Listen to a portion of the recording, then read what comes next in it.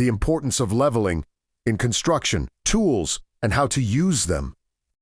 Leveling building members during construction is a critical process that ensures structural elements, like foundations, beams, columns, slabs, floors, and walls are perfectly horizontal level and at the correct elevations, relative to each other and to reference benchmarks. This goes beyond initial site grading. It's always an ongoing activity throughout the building process, too. Maintain precision as the structure rises. Why leveling is essential. Proper leveling directly impacts the project's success in several key ways. 1. Structural stability and integrity. Uneven levels cause improper load. Distribution, leading to stress concentrations, settling, cracks in walls or floors, or even partial collapse. Over time, a level foundation and aligned members. Ensure even weight transfer through columns, beams, and slabs. 2. Functionality and aesthetics. Consistent floor heights, aligned fixtures, and plumb walls make the building usable and visually appealing while meeting building codes. 3. Cost and time efficiency. Accurate leveling early on minimizes expensive rework, adjustments, or future repairs such as foundation fixes. It also supports compliance with engineering standards and reduces material wastage. In short, leveling is the foundation of a durable, safe, and high-quality build. Gravity doesn't forgive inaccuracies. Common equipments used for leveling and how they work. Construction teams use a range of tools, from simple manual devices to precision instruments. The choice depends on the scale. Small member checks, VS, site-wide elevation transfer, and precision needed. Here's an overview of the most common ones. 1. A spirit level bubble level. It's the most basic and versatile handheld tool. It consists of a straight bar, often I-beam or box-shaped, 2 to 6 feet long, with one or more sealed vials containing liquid and an air bubble. How it's used. Place the level directly on the surface of a block or brick, formwork, slab edge, or wall. Adjust the member until the bubble centers between the marked lines on the vial. This indicates true horizontal level. Some models include vials for vertical plumb. Checks 2. They're ideal for local verification during framing, concrete finishing, or installing fixtures. 2. Laser level. It's a modern favorite for speed and ease.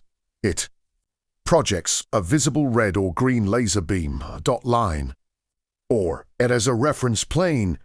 Types include line hole walls, floating lasers 360, horizontal sweep for large areas, and self-leveling models that autocorrect minor tilts.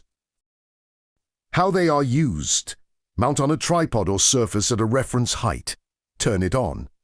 The laser creates a level line, or plane visible across the room or site, up to hundreds of feet. Workers mark the beam on walls. Beams or formwork, then adjust members to match. One person can operate it, making it great for aligning multiple points quickly during framing, drywall, or concrete pours.